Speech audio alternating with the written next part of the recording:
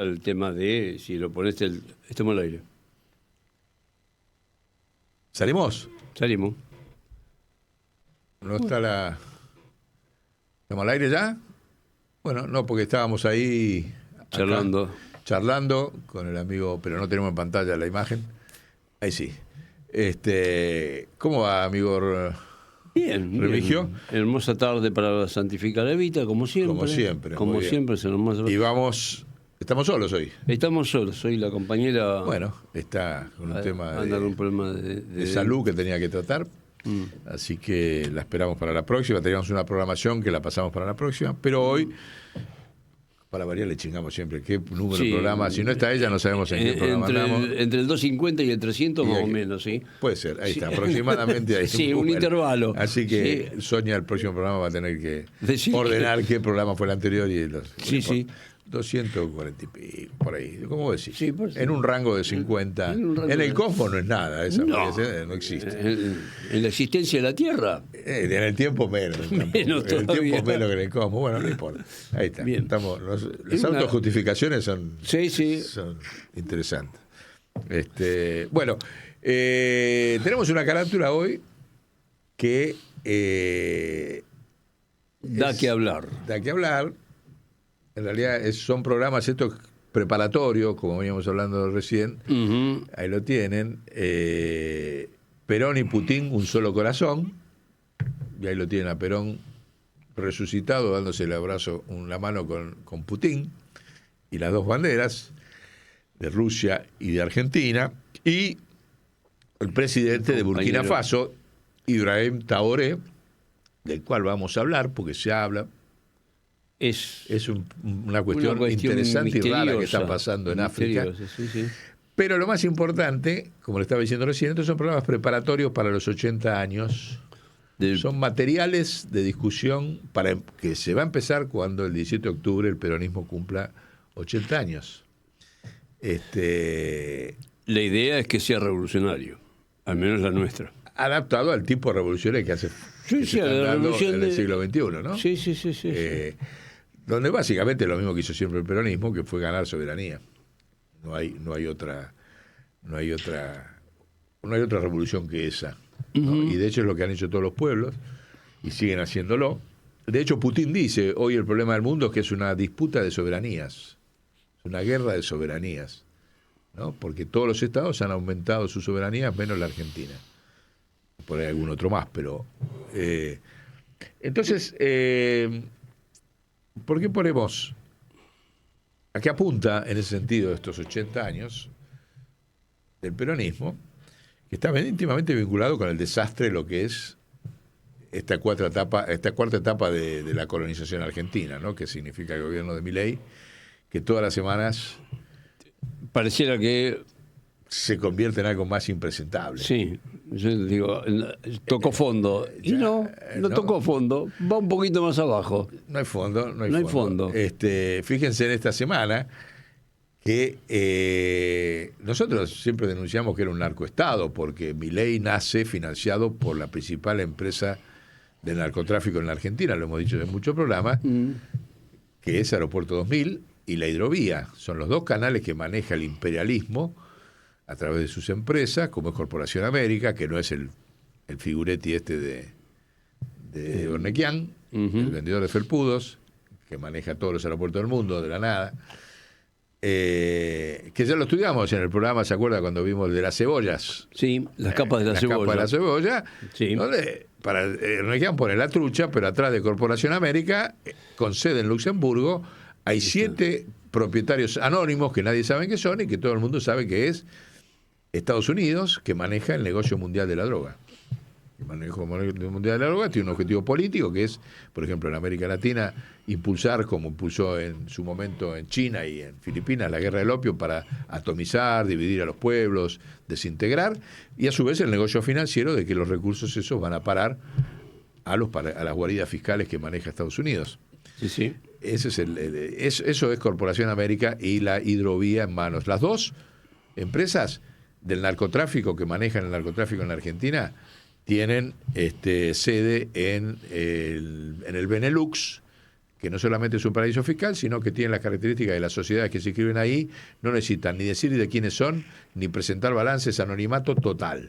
Sí. Bueno, ahí están las dos empresas que manejan el narcotráfico. Por lo tanto, ahora los periodistas se rasgan la vestidura, lo cual es muy bueno, porque empiezan a aparecer las vinculaciones. O sea, ¿cómo puede ser que el candidato Esper recibía plata de los... Y encima lo defiende el abogado, que es el mismo abogado de Milei. De Milei. O sea, y que es el mismo abogado del narcotraficante de los hermanos Juliá. ¿Se acuerdan los dos hijos del brigadier Juliá? Que están presos por contrabandear, manejar aviones con falopa hacia Europa. Un caso del 2009. Eran aviones de este mismo personaje que le dio la plata y los aviones al compañero Esper. Al compañero Esper. O sea, y todo dicen no sabía nada. Y la Bullrich, cara rota total, porque la Bullrich es la agente operativa de este dispositivo de tránsito. O sea, ella por eso está siempre manejando la fuerza de seguridad, maneja la fuerza de seguridad para garantizar de que ese narcotráfico internacional vía los aeropuertos. Para darle seguridad al narcotráfico. Exacto, pase. Esa sería la idea. Y no interrumpirlo, o sea, no molestarlo. Claro, o sea, pase, señor. Por eso la Bullrich existe siempre. Uno dice, ¿cómo puede ser que pasa por todo el gobierno? Pasa porque Estados Unidos y Israel la ponen porque los paraísos fiscales lo manejan los dos juntos, ¿no? La guita la manejan los dos países juntos. La ponen siempre, el gobierno que va, y siempre a cargo de la Fuerza de Seguridad. ¿Para qué? Para garantizar que Aeropuerto 2000 y la narcovía sigan manejando la guita que se va al exterior. Que nadie interfiera en la fuga y el negociado. El libre comercio. O sea, nadie interrumpa el libre comercio. De falopa. De hecho, el presidente lo dijo, no me interesa si son faloperos, si son fugadores, si son evasores, son patriotas, lo dijo. Sí, bueno, sí. Un traficante de drogas es un evasor, naturalmente, eso es un patriota para Milei. Entonces, lo que está estallando ahora en términos sectorales muy, muy bienvenido, pero no es nada nuevo, nada que no hayamos denunciado nosotros desde que empezó Milei, siempre. Lo que pasa es que ahora empieza a aparecerse en todos, empiezan a aparecer los personajes menores. Sí. ¿No? La Bullrich se va a cobijar en el Senado. Lamentablemente los porteños van a seguir siendo tan traidores a la patria, el 30%, que es suficiente para que ella llegue a senador, no decimos todos los porteños, pero llega a senador y está 6 años, se va del gobierno.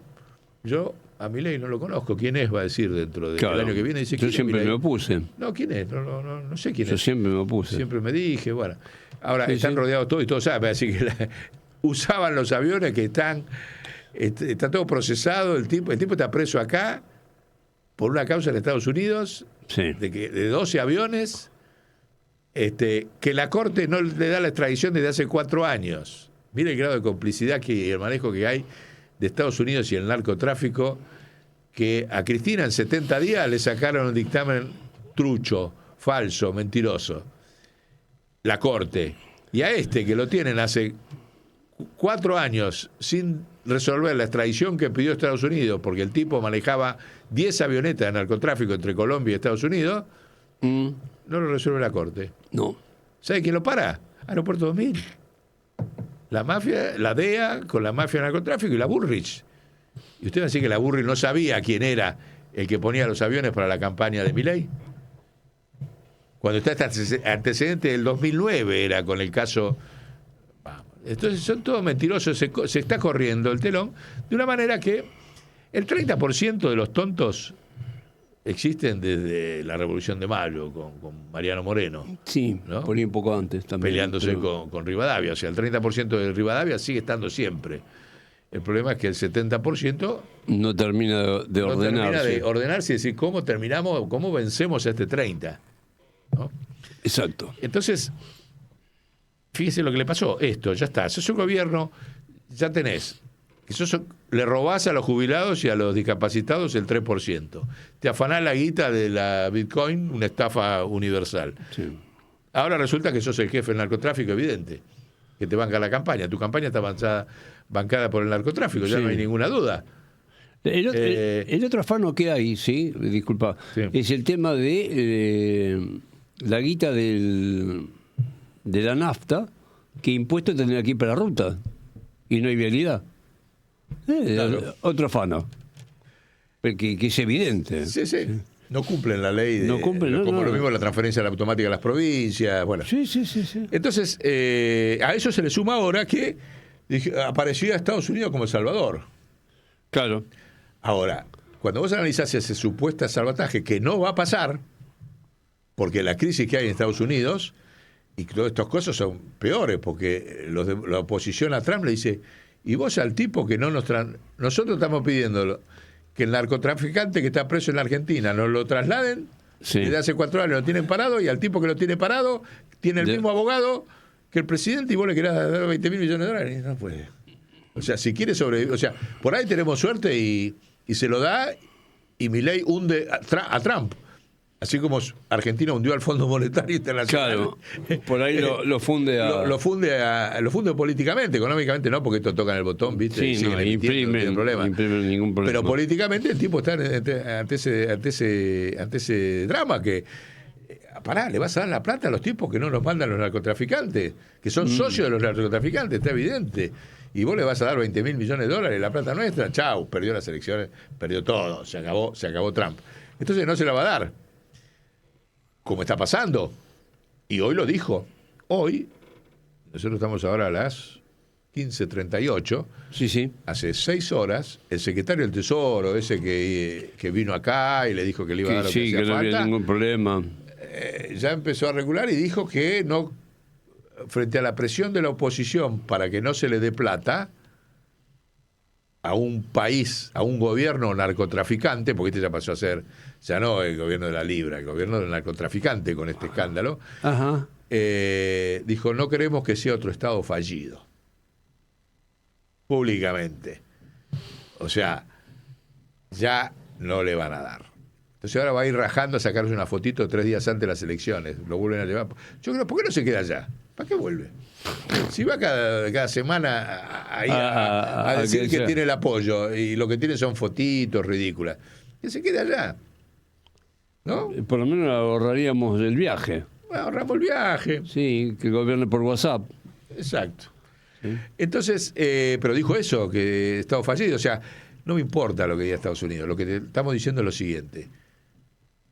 Nosotros en este programa venimos diciendo que la Argentina va a un default, lo hemos dicho en todos los programas del año pasado, va a una crisis de balance de pagos permanente, con lo cual va a una revolución monetaria sí o sí.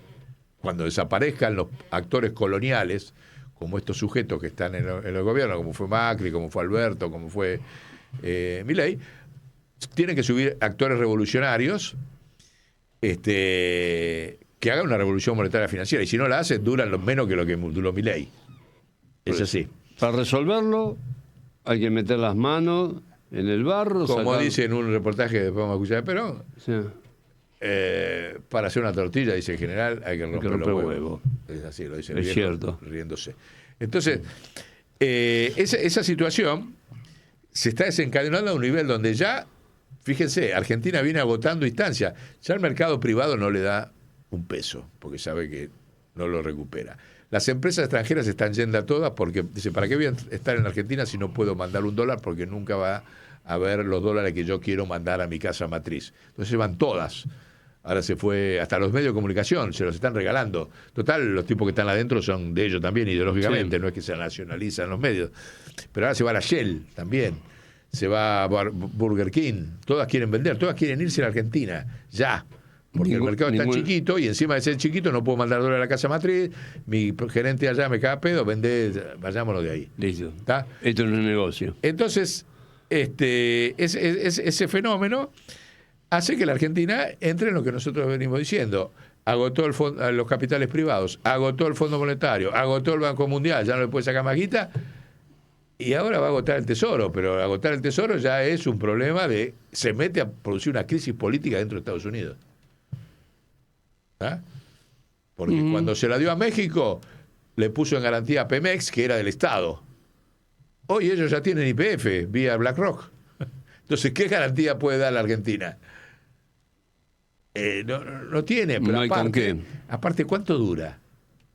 Si el tipo está teniendo que vender $800 millones por día en el mercado para frenar el dólar y que la inflación no se le vuelva a ir a 15 y cae en 10 días. Eso es lo que está haciendo. Le dan 20.000 millones, divide 800, con toda la fuerza, un mes, 2 meses, 3 meses, y después... Sí. 20.000 dividido 1.000 son 20. Ponele. Entonces, 20. ¿Cuánto dura lo que le va a dar? Los tipos me dicen, pero te voy a dar y vos, ¿qué resolves? Nada. Te lo vas a comer. Dentro de 2 meses estás golpeándome la puerta otra vez por otros 20.000. Claro. O sea, a un país narcotraficante le doy 20.000 palos para que dentro de 3 meses, 4 meses me vuelva a pedir 20.000 palos más. Es insostenible que se lo den, no se lo van a dar. Por lo tanto, lo que venimos diciendo nosotros, y por eso la importancia de este programa, es la crisis es inevitable. Entonces el peronismo, como va a ser el que sea, no me meto ni con A, ni con B, ni con C, ni con D, nada. Naturalmente el pueblo va a decir, bueno, el peronismo, che, ya estamos, esto fracasó otra vez. ¿Sí? Nos equivocamos, esto fracasó otra vez, ya va 4 veces que hacen lo mismo y cada vez peor, y ya llegamos al prestamiento de última instancia que no nos quiere prestar más, porque el Tesoro no te va a dar la guita, el Fondo Monetario no te va a dar más. No tenés solución, tenés que ir a una revolución monetaria. ¿Quién la puede hacer? El peronismo. Otra fuerza social no la va a hacer. Entonces, como esto viene a esa velocidad de legitimación... Espero que sea así, ¿no? Porque yo hasta creo que tengo dudas de si el peronismo quiere hacer la revolución monetaria. Se caen, ¿eh? Si no lo hacen... Será un peronismo A, durará 2 meses y después aparecerá el B y después el C. Pero y no en aparece, algún momento tiene que aparecer va a aparecer el peronismo que es coherente con la historia, claro, que es coherente el con revolucionario. Que es un poco el sentido de la carátula, porque uno para hacer eso tiene que tener aliados internacionales. Claro. Vamos a poner la carátula. Putin y Perón, un solo corazón. Putin y Perón, un solo corazón.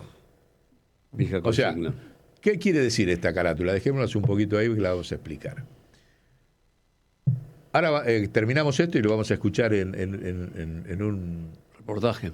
No, vamos a escuchar lo que dijo el canciller ruso, completo, traducido, en las Naciones Unidas, que acá en la Argentina, obviamente, ningún medio de comunicación, ni los progresistas lo levantaron.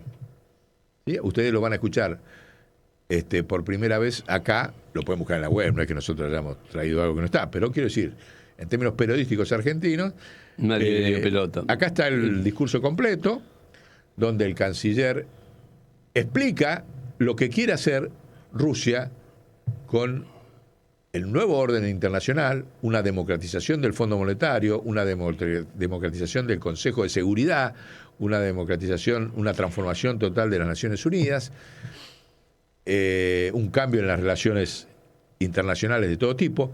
Es exactamente lo que estaría diciendo Perón hoy. Por eso decimos Putin y Perón. Si usted lo sacan a ese señor que está hablando ahí de canciller y ponen a Perón hablando en las Naciones Unidas, que lo podríamos hacer un día, ¿no? Lo mismo. Con inteligencia artificial, diría exactamente lo mismo. La Argentina tendría esa política internacional porque fue la que tuvo Perón en el 45, en el 73 y siempre. Entonces, primera razón, doctrinaria, los que le gusta, no las pelotudeces que dice Guillermo Moreno, que son impresentables. Guillermo, ya sabemos que estás chupándole las bolas para que no te metan preso. Correte, seguí chupando las bolas, pero no te siga diciendo peronista. Si no hace eso, queda en cana. Bancate lo que hace Cristina. Bancana y se la banca de ahí, la pelea. Compañero de Guido. Ahora también, o sea, también los tipos siguen. Julio, porque necesitan tapar. Ayer abrió la Bullrich. La Bullrich dijo, nosotros tenemos la vara muy alta en la pureza, por eso la moral que aclarar, y qué sé yo, fíjense, ellos tienen ave debido, o sea, lo llaman a los jueces, hacerle algo, mover otra vez la causa para tapar. Sí, meterlo en cana Remigio para quedarme. Bueno, eso es la cosa de debido, ¿no? Sí, con el cual nos solidarizamos y claro. todo. Para tapar el escándalo Esper. El escándalo Esper supera el de Karina y el de la Libra, lo supera, porque es el narcotráfico, o sea, ya. Sí. Bueno. Entonces, ese esquema que dice ahí, como se va a caer, la doctrina nuestra es la que dice Putin, es lo mismo. Perón no le compararía una coma Escúchenlo atentamente al discurso del canciller, es como si estuviera hablando Putin. Por un lado. Por otro lado, con Rusia nosotros tenemos 160 años de relaciones diplomáticas, cumplimos ahora. Bien. Irigoyen buscó el acuerdo, o sea, los radicales buscaron un acuerdo estratégico con la Unión Soviética. Fíjese, estamos hablando, ni bien empezar la revolución, Argentina, vía Irigoyen, trató de hacer un acuerdo como que después trató de hacer era petróleo, porque siempre teníamos el déficit de petróleo. Después Perón lo hizo, ya está documentado, lo hemos explicado en varios programas, en el 45, y en el 73 fue ni más ni menos decir, bueno, Argentina necesita ampliar sus mercados, esos mercados son los países socialistas, y lo puso a Helmar, que era el hombre de la Unión Soviética en el mundo, y lo puso acá de ministro de Economía, presidente del Banco Central y canciller económico, para que abriera los mercados, rompió el bloqueo a Cuba por primera vez, y después hizo el acuerdo con la Unión Soviética, y cuando se murió Perón le estaba organizando el viaje a China con Mao, ¿no? Esa fue la política internacional del viejo, que ahora lo van a escuchar en otro programa, en el otro programa que viene después. Pero o sea que hay una relación histórica de todo tipo, de ni hablar de que reconoce la soberanía en Malvinas, ni hablar. O sea, Argentina no puede seguir vinculado a Estados Unidos, primero porque no reconoce la soberanía en Malvinas, segundo porque ya está demostrado que los planes del Fondo Monetario nos llevaron a este desastre, de plantearnos como Estado fallido. Hay un cuadrito ahí que yo quiero mostrar, ¿no?, que publicamos en la revista La Constituyente, ahí la tienen, de hace 3 años, 4 años, no me acuerdo cuánto era. Un cuadrito que explica las dos, por qué hay que romper con Estados Unidos. Con el Fondo Monetario. ¿Con la OTAN? Con Estados Unidos, con el Fondo Monetario. Con el Fondo Monetario. El Fondo Monetario tiene que ir. Y para salir del Fondo Monetario, o por lo menos desendeudarte, como hizo Néstor, necesitas el apoyo de Putin. Nadie te va a dar lo que vos necesitas económica, financiera, comunicacionalmente y militarmente, y hay un dato muy interesante ahora, para desendeudarnos del Fondo Monetario. China no nos va a ayudar para desendeudarnos con el Fondo Monetario porque tiene compromisos por arriba con Estados Unidos sobre América Latina, donde se puede meter una serie de negocios, financiero, obra pública,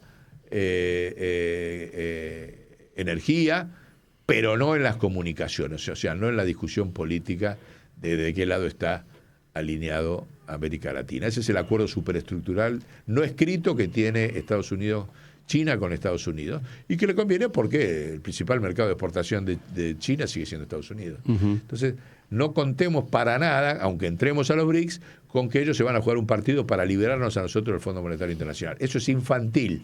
Lo que dice Vaca Narvaja es infantil. Lo que dice Cristina es infantil. Pensar en que China va a ser un aliado estratégico porque nos compra soja. Nos compra soja y nos destruye toda la industria y no lo deja salir del Fondo Monetario. Porque los acuerdos que te da China es sujeto al Fondo Monetario. El único tipo libre, porque no tiene ningún compromiso con Estados Unidos, tal como lo está demostrando, el Vladimir, es Putin. Claro. ¿Está? Entonces, fíjense por qué esta crisis en que va a desencadenar el gobierno de Milei crea las condiciones inevitables de una ruptura. Hasta el año 55 el Fondo Monetario no existía en la Argentina. Entonces, en ese cuadrito lo van a ver, está claramente expresada la evolución de 2 periodos. Cuando regía la moneda nacional dentro del país, que abarca el periodo de los conservadores, preperonista, ¿no? Abarca desde 1880 hasta 1955 existió la moneda nacional, con todas las contradicciones, después la vemos, pero existió la moneda nacional, regía la Argentina. Desde 1955, Perón nunca quiso que entrara el Fondo Monetario de Argentina. La fusiladora lo primero que hizo fue traer al Fondo Monetario Internacional. Desde ahí en adelante, lo único que aumentó en la Argentina fue la inflación, y ese cuadrito lo muestra, de que vos tenías una inflación controlada, promedio, durante el periodo de la moneda nacional, con distintos gobiernos, pero controlada, en torno al 10%, el 7%, el 3%, no pasaba de ahí el promedio de la inflación en el país. A partir de que entra el Fondo Monetario se dispara la inflación. ¿Por qué? Porque impulsa la dolarización y la desnacionalización de la economía. Cuando entra el Fondo Monetario, la economía nacional manejaba, los factores nacionales en el 55 manejaban el 5% de la economía nacional. Hoy los factores extranjeros manejan el 90%.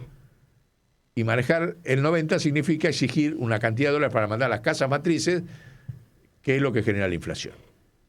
Esa es la verdad de ese cuadrito que ponemos ahí, que está demostrado por todos lados, que explica por qué la Argentina es el único país del mundo que tiene la inflación que tiene.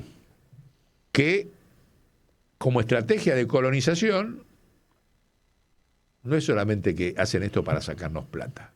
Sí, la sacan de paso, nos saquean. Sí. Pero con esto te destruyen el potencial argentino. Claro. Ese es el objetivo. Y lo han logrado. Desde ese periodo, desde que entró el Fondo Monetario, tuvimos que sacar 13 ceros a la moneda. 13 ceros. No hay país en el mundo que haya tenido la tasa de inflación, la tasa de interés. ¿Sabe cuál era la tasa de interés en el periodo del gobierno nacional, de la moneda nacional? Entre el 2 y el 3%, anual. O sea, desde 1880 hasta 1955, la tasa de interés promedio era 3% anual. Desde que entra el Fondo Monetario, se dolariza y se desnacionaliza la economía, la tasa de interés no bajó nunca del 60% anual, llegando a picos del 200%. Entonces, ¿cuál es el plan de destrucción planificada en lo monetario que hace el imperio? Y que la destrucción de Milei nos va a dar la oportunidad para desarmar todo eso, inevitablemente, es la siguiente. Con esa tasa de interés, escuchen esto, porque todos estos son elementos preparatorios para el manual de alfabetización monetaria y financiera que vamos a presentar en el marco de los 80 años del peronismo. Esto es un apunte de lo que estamos trabajando. Con esa tasa de interés, si un industrial hace una fábrica, tiene que pagar 10 fábricas. ¿Cómo? Así. Con la tasa de interés, suponete que yo hago una inversión en una fábrica y pido un préstamo para hacer la fábrica, industrializarme o modernizar tecnológicamente, es con esa tasa de interés, hago una fábrica y pago 10. O sea, pongo un torno de última tecnología y pago 10 tornos. Mientras el mundo, como nunca tuvo tasas superiores en el mismo periodo, promedio, al 3, al 4%, y hablo del mundo, no estoy hablando de los países centrales, estoy hablando de todo el mundo, el señor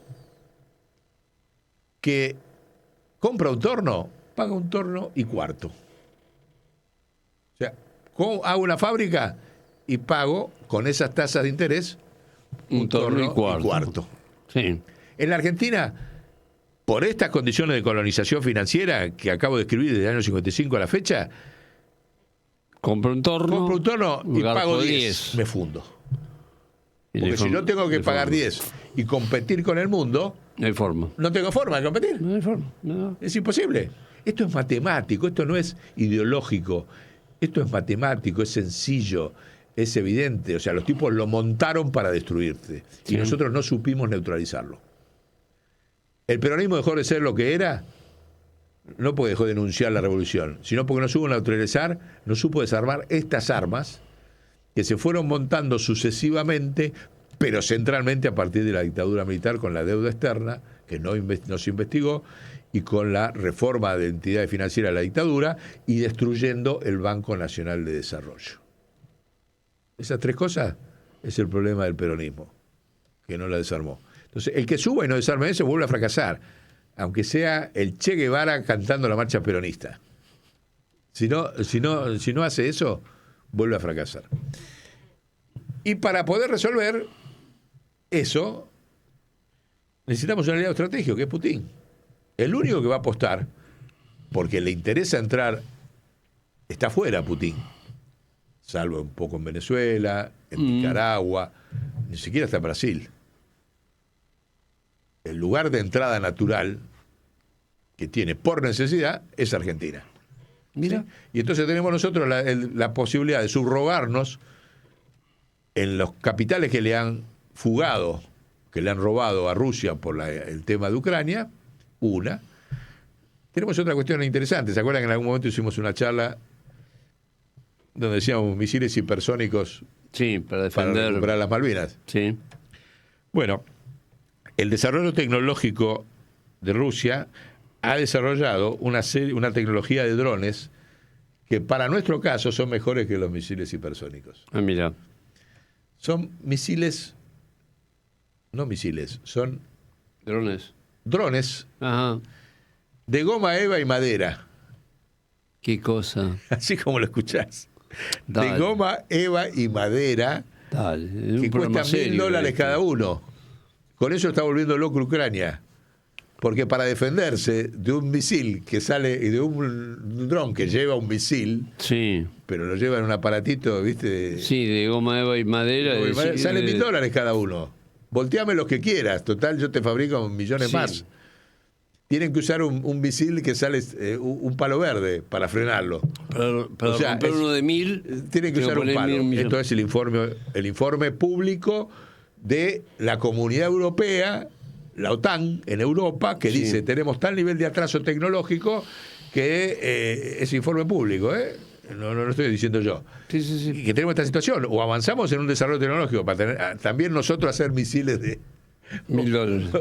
O más barato. o lo que sea. Bueno, Sí. entonces podemos recuperar las Malvinas con misiles con drones de goma eva y de goma madera. eva, que se imagina que acá cuánto podemos tardar en hacerlo. Con la transferencia tecnológica de los rusos, Sí. podemos tardar 2 meses en hacerlo acá. Bueno, Sí. hay montones de razones que hacen que sea el aliado natural, Mm. ¿no? El financieros, políticos, militares, comunicacionales. O sea, tenemos la custodia del poder satelital ruso, tenemos la potencia marítima. No se olviden que ellos son una potencia marítima. ¿Quién descubrió la San Juan? Rusia. Los rusos. Mm. Porque ellos son una potencia ya más potente que Estados Unidos en el mar. Y nosotros somos el mar Atlántico, somos el Atlántico Sur. Ni más ni menos que eso. ¿Eh? Miren todos los puntos de alianza que tenemos. Por otra parte, hay una fuerte comunidad rusa en la Argentina hoy. Hay 30.000 rusos, lo cual no es menor.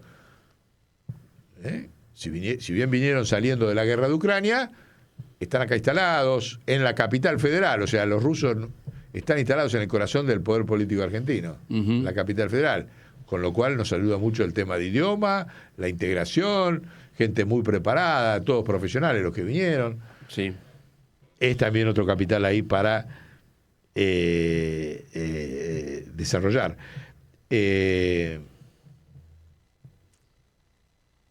Y antes de ir a ver el discurso, Sí. quiero poner ahí a Capusotto. Compañero Capusotto. Compañero Capusotto, ahí lo tienen, está haciendo una obra de teatro que tiene muchísimo que ver con esto que estoy diciendo. ¿Por qué?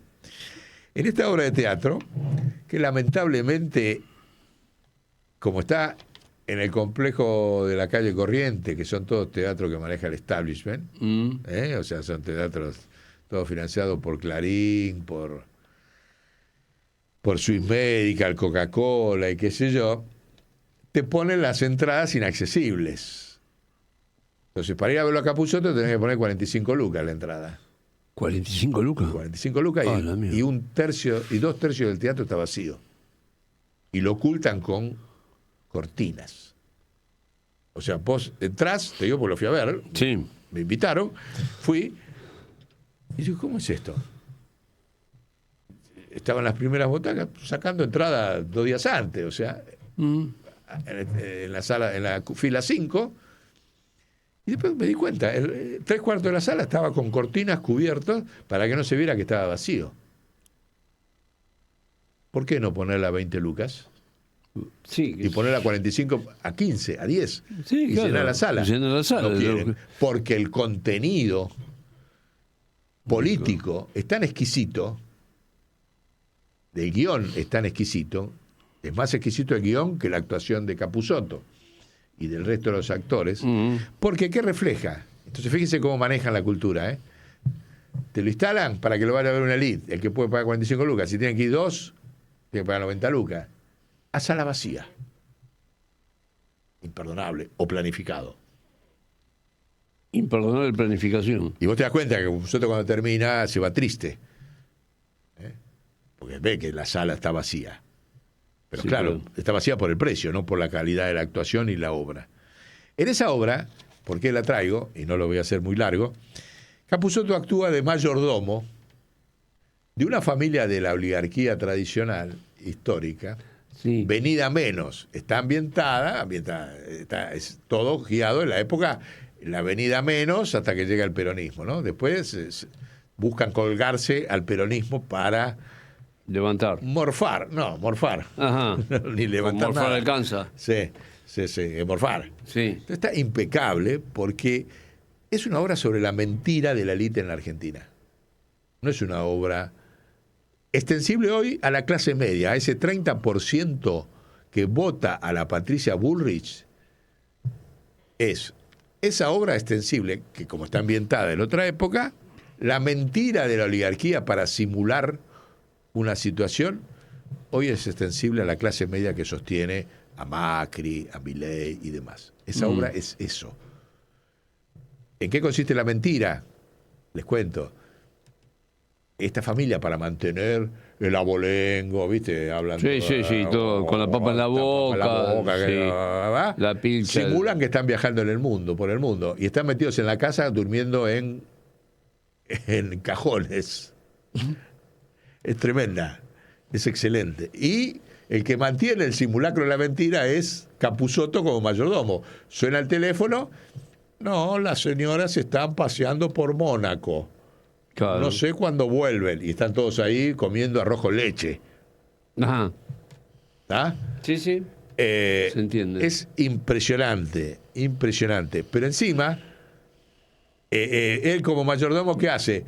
Consigue sellos truchos, se va y les manda todo el ambiente de la sociedad, lo que se mandaba en aquella época. No había internet, no había un carajo. Cartas de cualquier lado con sellos truchos. Te escribo desde Saint-Tropez, te escribo desde París, lo está mandando. Sí. Entonces, con sellos truchos. O sea, es una genialidad de la mentira, de la hipocresía, hasta que todo estalla. Bueno, hay que verla. Pero esa realidad de esa imagen es lo que está estallando con el gobierno de Milei.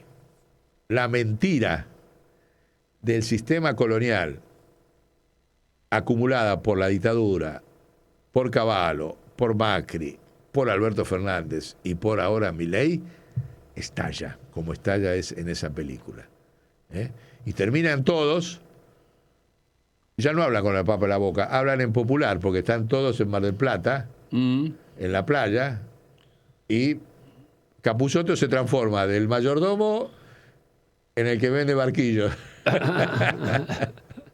Está genial. Y los tipos hablando como habla el pueblo.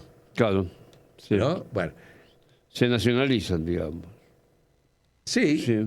Forzadamente. Sí. Y bueno, ¿qué le va a hacer? Bueno, eso es lo que va a pasar con la clase media. Eso es lo que va a pasar con el pueblo argentino a partir de la crisis de Milei. O sea, Capusotto en esa obra anticipa no a la clase oligárquica solo, porque esa ya se extinguió, sino a la clase media, que pretende mantener los valores de esa clase. No, yo peronista no soy. Claro. Yo soy gorila. Me cago de hambre, como arroz con leche, pero soy gorila y voto a la Bullrich.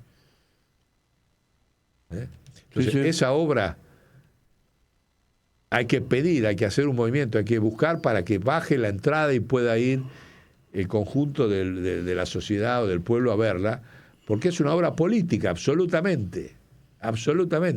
Y no tiene ninguna racionalidad que estén pagando 45 lucas con un cuarto de la sala llena. Y 2 veces por semana. 3/4 vacío. 3/4 vacío. Sí, ¿qué más drástico? Ahora, ¿qué pasa? Vos ves en el programa quién lo maneja y claro, es el establishment. ¿Ah? Pobre Capusotto, pero bueno. Bueno, esto lo comento, pero ahora vamos a ir a escuchar directamente al canciller ruso. Escúchenlo porque es lo que diría Perón, se lo decimos así, que alguien nos diga que no, si piensan que Perón no diría eso estando. Y después vamos a escuchar a un simulacro raro que pasó también en las Naciones Unidas, que es Taoré. Taoré está representando un movimiento de liberación de países en la zona del Sahara, ahí del África. Del África, pero es raro porque, lo vamos a escuchar después, habla el canciller en las Naciones Unidas, que está de blanco, lo van a ver. Ahora, después circula en el mundo como si hubiese ido Taoré con otra persona que habla, que no se sabe quién es, y que dice y hace todo un comentario de una ilusión que no sabemos si pasó o no pasó en el África. El discurso que dice el tipo que dijo Taoré aparece con la imagen de Taoré en las Naciones Unidas, y Taoré no estuvo en las Naciones Unidas, estuvo el canciller.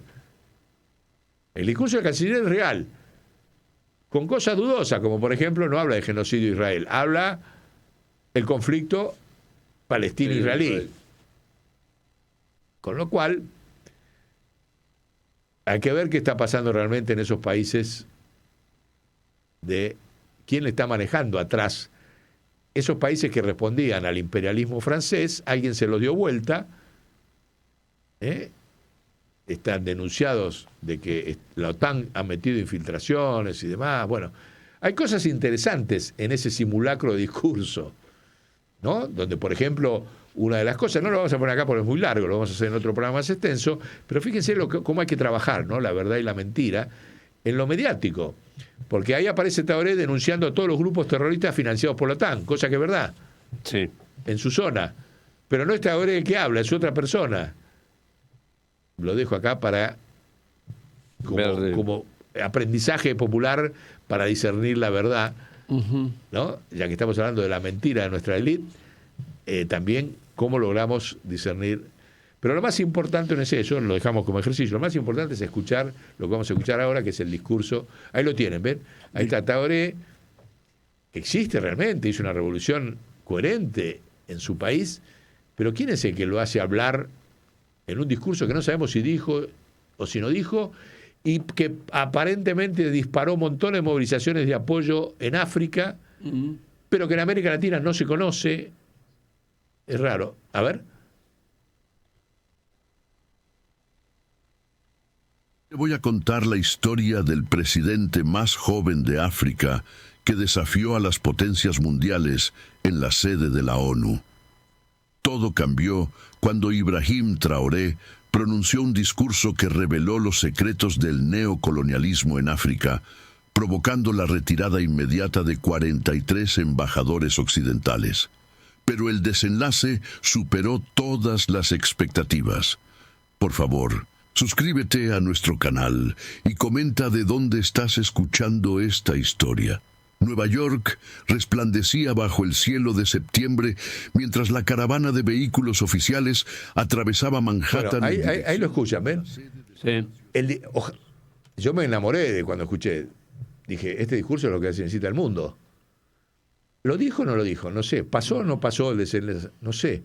¿Será una táctica de Taoré de que manda al canciller a no generar quilombo hablando y por otro lado manda al mundo ese mensaje? También puede ser. No sé. ¿Se dan cuenta? Ahora si tenemos ahí al canciller, ¿viste? El de blanco, que aparece. Entonces, esa persona que habla y relata algo que no sucedió, pero no sabes si no es el verdadero mensaje.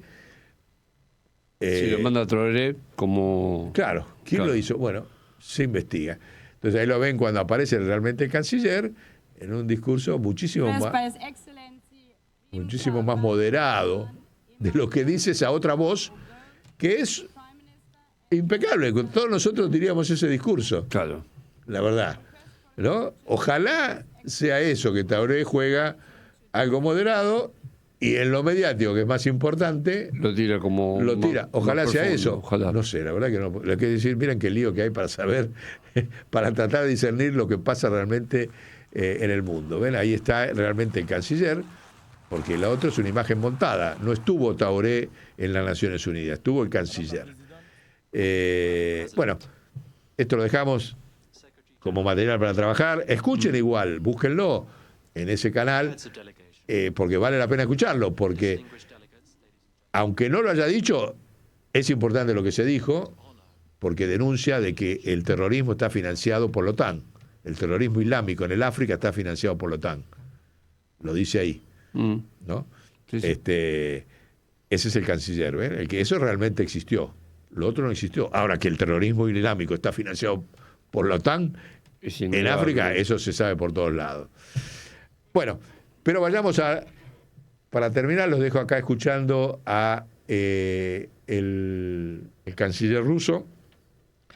Hagan de cuenta de que no está el señor, sino que está el general Perón. Pero nunca habló en las Naciones Unidas, Perón. No llegó a hablar. No. No llegó. Y donde plantea críticamente todo y plantea esta reformulación del orden internacional que acabamos de decir. ¿Lo tenés ahí?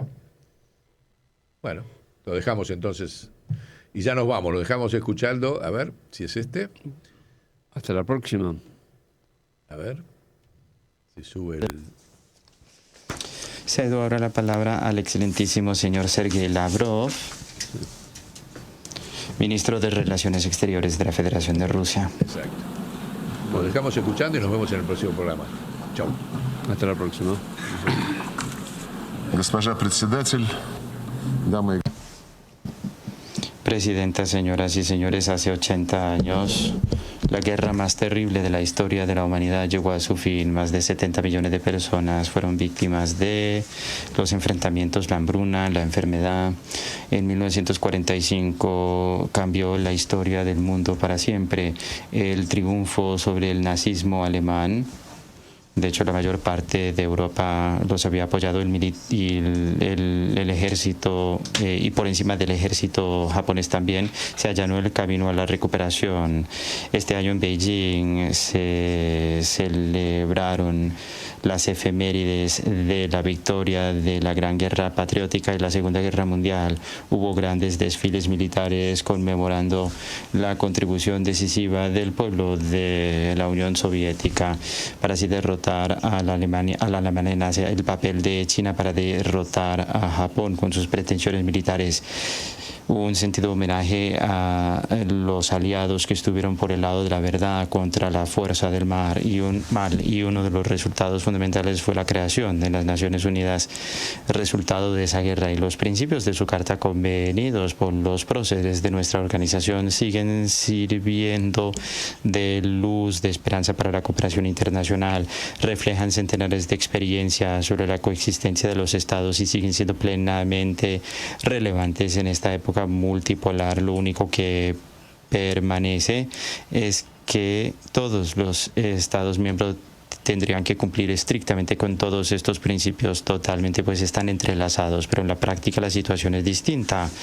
Hay violaciones graves del principio de la igualdad soberana de los Estados y esto socava la fe en la justicia misma, generando crisis y conflictos. La raíz del problema está en los intentos de dividir el mundo entre democracia, autoritarismo, los que estén en la mesa, los que estén en la carta, los elegidos que pueden hacer lo que quieran y los demás quienes se ven obligados a atender a los dorados. Somos fieles al principio de la igualdad, es la garantía de que todos los países puedan asumir su debido papel en el ordenamiento mundial independientemente de su poderío militar, el tamaño de su población o el tamaño de su territorio o economía. El principio de evitar usar la fuerza o la amenaza del uso de la fuerza siempre se ha reiterado. El bombardeo de la OTAN de Yugoslavia, la invasión de Irak por la coalición estadounidense y las operaciones de la OTAN para cambiar el régimen en Libia. Todo esto fue una tragedia. Hoy la fuerza ilegal de Israel contra los palestinos y las acciones agresivas contra Irán, Qatar, Líbano, Siria, Irak podrían generar una conflagración en el Medio Oriente. Condenamos definitivamente el ataque de Hamas contra los civiles israelíes el 7 de octubre de 2023, pero no se puede justificar el asesinato brutal de la población civil de Palestina, tampoco se puede justificar el ataque terrorista, tampoco se puede justificar el castigo colectivo contra la población de Gaza, donde los niños sufren en medio de las bombas y la hambruna. Se destruyen hospitales y escuelas y centenares de miles de personas están sin hogar. No hay justificación para la anexión de Cisjordania. Estamos frente a un intento de una especie de golpe de Estado donde se acaban con las decisiones que hubieran dado pie a la creación de un Estado palestino. Varios estados reconocieron al Estado palestino o anunciaron su intención de hacerlo hace varios meses. Entonces ahora surge la duda, ¿por qué esperaron tanto? Pareciera que hubieran esperado que cuando se convocara la Asamblea General ya no quedara nada y no hubiera nada por reconocer. Se necesitan acciones urgentes para evitar esta situación y esto fue lo que se recomendó en la conferencia de alto nivel sobre Palestina. Los ataques contra las instalaciones iraníes bajo salvaguardas de la OEA ha de condenarse, al igual que los ataques contra la capital de Qatar cuando se celebraban negociaciones con Hamas con la participación de mediadores estadounidenses, entre otros. Ayer en el Consejo de Seguridad del Occidente rechazó una propuesta lógica de China y Rusia para prorrogar el acuerdo de 2015 del programa nuclear iraní para que hubiera tiempo para la diplomacia. Esto puso de relieve la política occidental de socavar las soluciones constructivas en el Consejo de Seguridad y su voluntad de lograr concesiones unilaterales a través del chantaje y las presiones, política inaceptable. Todas las manipulaciones para restaurar las sanciones antiiraníes y las sanciones mismas son ilegales. Las revoluciones de colores se han convertido en realidades y las sanciones unilaterales se han convertido en herramienta de la diplomacia occidental. Independientemente de las excusas, la esencia de estas sanciones es la misma: suprimir e intimidar a los competidores en la economía mundial y la política. Rusia, con la mayoría absoluta de los Estados miembros de la ONU, pide que se levante inmediatamente, sin condiciones previas, el bloqueo contra Cuba, que lleva más de 60 años. Se debería eliminar, además de la lista de estados que patrocinan el terrorismo. Solidarios somos con el pueblo de Venezuela ante las sanciones externas y las amenazas. Latinoamérica y el Caribe han de seguir siendo una zona de paz y cooperación. Un ejemplo flagrante de cómo se socava la soberanía y cómo se inmiscuye en los asuntos internos se ve en los Balcanes, donde un principio tan básico como la necesidad de que todos los miembros de la ONU cumplan con las decisiones del Consejo de Seguridad se está vulnerando. El reconocimiento unilateral de la independencia de Kosovo, contrario a la resolución 1244, en esencia fue un atentado contra la estructura estatal de Serbia. Ahora Occidente busca acabar con Bosnia y Herzegovina al acabar con el acuerdo de paz de Dayton. Tanto en Kosovo como en Bosnia se está atacando los intereses vitales del pueblo serbio, incluidos los derechos ancestrales de la religión. El régimen de Kiev, quien tomó el poder como resultado de un golpe inconstitucional organizado por Occidente en 2014, ha sentado las bases para eliminar la Iglesia Ortodoxa y la eliminación legislativa del ruso en todos los ámbitos, en la educación, la cultura y los medios. Ucrania es el único país del mundo que había prohibido de forma legislativa el uso de la lengua materna de casi la mitad de la población. No se prohíbe el árabe en Israel, no se prohíbe el hebreo en los países árabes, ni en Irán tampoco, pero se prohíbe el ruso en Ucrania. Les recuerdo el artículo 1 de la Carta de Naciones Unidas, que destaca la necesidad de respetar los derechos humanos y las libertades fundamentales de todos, sin distingo de raza, sexo, religión. Y Europa sigue obsesionada con esto, con el ánimo de derrotar de manera táctica a Rusia. Y en este sentido se permite todo: ataques terroristas contra políticos, tortura, ejecuciones extrajudiciales, bombardeos de blancos civiles y también sabotear las centrales nucleares de forma temeraria. El presidente Putin ha señalado que Rusia está dispuesta a negociar para eliminar las causas raíces de ese conflicto. La seguridad y los intereses vitales se tienen que garantizar. Los derechos de los rusos y los pueblos rusófonos en los territorios bajo control del régimen de Kiev se tienen que restaurar plenamente. Por ello estamos dispuestos a negociar garantías de seguridad para Ucrania. Ni Kiev ni sus aliados europeos parecen entender la gravedad de la situación. Tampoco quieren negociar con sinceridad. La Alianza del Atlántico del Norte sigue ampliándose hasta nuestras fronteras, contrarias a las garantías que se le dieron a los líderes soviéticos para que no avanzaran ni una pulgada al este. Contrario a los compromisos de los miembros de la OTAN en la OSCE para respetar los principios de la indivisibilidad de la seguridad y no fortalecer su seguridad a expensas de los demás ni buscar el predominio. Propusimos que las capitales de la OTAN cumplieran con sus compromisos y convinieran garantías de seguridad jurídicamente vinculantes. Nuestras propuestas en 2008 y posteriores, incluido en diciembre de 2021, se desatendieron y se siguen desatendiendo hasta la actualidad. Además, las amenazas del uso de la fuerza contra Rusia se están haciendo cada vez más. Se acusa a Rusia de planear un ataque contra la Alianza del Atlántico del Norte y los países de la UE. Pero el presidente Putin rechaza esas acusaciones. Rusia nunca ha tenido y no tiene esas intenciones, pero cualquier agresión contra mi país recibirá respuesta decisiva. Que no quede duda entre la OTAN, los miembros de la OTAN y la UE, que no solo les dicen a sus votantes que la guerra con Rusia sería inevitable, los obligan a ajustarse el cinturón. Hablan también de preparativos para atacar Kaliningrado y otros territorios rusos. Esperábamos el diálogo ruso-estadounidense después de la cumbre en Alaska. Al acercarse la nueva administración de Estados Unidos es una forma de contribuir a una solución realista a la crisis ucraniana. También buscábamos una cooperación pragmática sin una postura ideológica.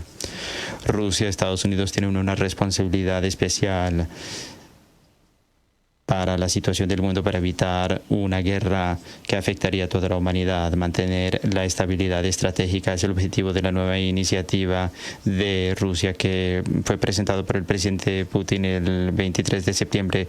Muestra la voluntad de cumplir con los límites cuantitativos del nuevo Tratado START durante un año después de su vencimiento, el 5 de febrero de 2026. Siempre y cuando Estados Unidos haga lo mismo y no tome medidas que vulnerarían el equilibrio existente de capacidades de disuasión. La aplicación de nuestra propuesta generaría las condiciones necesarias para evitar una carrera armamentista estratégica, para así mantener suficiente previsibilidad en el ámbito nuclear y mejorar el entorno general en las relaciones entre Rusia y Estados Unidos. En diciembre de este año celebraremos el aniversario 65 de la adopción por parte de la Asamblea General de la Declaración para otorgar independencia a los pueblos y países coloniales. El proceso de descolonización, donde la Unión Soviética participó activamente, incide en la realización de los derechos de los países a la libre determinación. Los pueblos de África y Asia se niegan a vivir bajo el yugo de los colonizadores, tal como después del golpe de Estado de 2014 en Ucrania. Crimea, Donbass y Novorossia se negaron a someterse al régimen neonazi de Kiev, que había tomado el poder de manera ilegal. No representa los intereses de la población, también ha desatado una guerra en su contra. En ambos casos, el principio consagrado en la Declaración de 1776 de Independencia y que fue reafirmada posteriormente por muchos presidentes estadounidenses, se puso en práctica.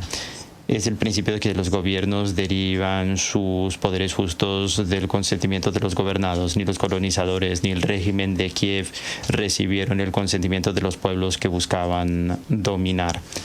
Este principio evidentemente se reafirmó en la Declaración de 1970 de Naciones Unidas, que señala que hay que respetar la integridad territorial de los países cuyos gobiernos representan a la totalidad de la población que vive en el territorio concernido. Hoy África y todo el sur global está en un nuevo despertar buscando la plena independencia y la ONU no puede ser indiferente. En diciembre la resolución sobre la erradicación del colonialismo en todas sus formas y manifestaciones se adoptó. Pedimos el próximo paso, una decisión para declarar que el 14 de diciembre sea el Día Internacional para la Eliminación del Colonialismo. Saludamos el papel del Grupo de Amigos en defensa de la Carta de Naciones Unidas para consolidar los esfuerzos en contra de las prácticas discriminatorias y neocoloniales contra la mayoría del mundo. Invitamos a todos los estados independientes a sumarse a esa iniciativa. El equilibrio actual de poder en el mundo ha cambiado radicalmente frente al sistema de hace 80 años. La descolonización y otros grandes cambios han cambiado la cartografía política del mundo. La mayoría mundial está exigiendo sus derechos. La Organización de Cooperación de Shanghái, los BRICS, desempeñan un papel especial como mecanismos de coordinación de los intereses del sur global y del este. La influencia de la Unión Africana, CELAC y otras agrupaciones regionales aumenta. Estas nuevas realidades no se han incorporado adecuadamente en el marco institucional de nuestra organización. La reforma del Consejo de Seguridad es particularmente importante. Rusia pide su democratización exclusivamente a través de la expansión de la representación de África, Asia y Latinoamérica. Apoyamos un puesto permanente para India y Brasil y también corregir la injusticia histórica que ha sufrido África de conformidad con los acuerdos alcanzados por los países del continente mismo. Recientemente el secretario general Guterres propuso una reforma amplia de la ONU. No estamos en contra de un debate abierto sobre esta iniciativa. El principio ha de ser el retorno a los principios fundamentales de la Carta de Naciones Unidas que Occidente durante muchos años ha buscado reemplazar con su ordenamiento reglamentario. El trabajo ha de ser transparente, con la participación y tomando en cuenta los intereses de todos los Estados miembros. Le pedimos al secretario general y todo el personal de la Secretaría que cumpla estrictamente con la imparcialidad y la equidad de conformidad con el artículo 100 de la Carta. Tentativas de un golpe de Estado en la Secretaría, su privatización por parte de un puñado de países no se puede permitir. La composición de la Secretaría ha de reflejar las nuevas realidades y garantizar una representación justa de la mayoría del mundo. Esperamos un debate constructivo sobre el avance de la organización en una reunión especial del Consejo de Seguridad que presidirá Rusia. Se organizará en el Día de Naciones Unidas el 24 de octubre. La reforma de la ONU solo forma parte de una tarea compleja de transformar todo el sistema de gobernanza mundial. Esto incluye la democratización genuina del FMI, el Banco Mundial y la OMS, de conformidad con el peso y el papel del sur y el este en la economía, el comercio y el financiamiento. Las reformas no pueden desatender la realidad. La situación de seguridad a nivel mundial se deteriora. Ya expliqué los motivos, el principal siendo el deseo de mantener la hegemonía a través de la fuerza militar. Más y más países y regiones participan en enfrentamientos. La OTAN está ampliándose hacia el Pacífico, el mar de China Meridional y el estrecho de Taiwán, socavando los mecanismos de ASEAN y creando amenazas no solo para China y Rusia, sino también para otros países ubicados en la región. Esta nueva etapa de expansión es justificada por los líderes de OTAN según esta lógica de la vinculación entre la seguridad de Europa con el Indo-Pacífico. Quieren rodear a la región euroasiática y con nuestros aliados queremos buscar una narrativa contraria. En Eurasia buscamos una arquitectura de seguridad indivisible no únicamente para los miembros y sus aliados, sino para todos los países y asociaciones en el continente, incluida la Organización de Cooperación de Shanghái, ASEAN, CSTO, el Consejo de Cooperación del Golfo, entre otras configuraciones. Belarus y Rusia, como aliados, proponen el desarrollo de una carta euroasiática de diversidad y multipolaridad en el siglo XXI. Un proceso continental es ineludible en vista del comportamiento de Occidente, que ha hecho el modelo con base en la OTAN, la Unión Europea y la OSCE sin relevancia. No vemos forma de restaurar esa arquitectura tal como han contemplado las capitales europeas. Tenemos que aprender de las lecciones del pasado, sobre todo en situaciones donde de nuevo vemos el nazismo en Europa y donde hay militarización bajo la bandera antirrusa. Es más preocupante, sobre todo en vista de la retórica de los políticos en Bruselas y en algunos países de la UE y de la OTAN. Hablan en serio de una tercera guerra mundial como situación probable. Esto socava los esfuerzos para buscar un equilibrio sano entre todos los miembros de la comunidad internacional al intentar imponer sus enfoques unilaterales frente a todos los demás, vulnerando los requisitos principales de la Carta que ya mencioné, sobre todo el respeto a la igualdad soberana de los estados. Esta igualdad es la base de la multipolaridad que surge.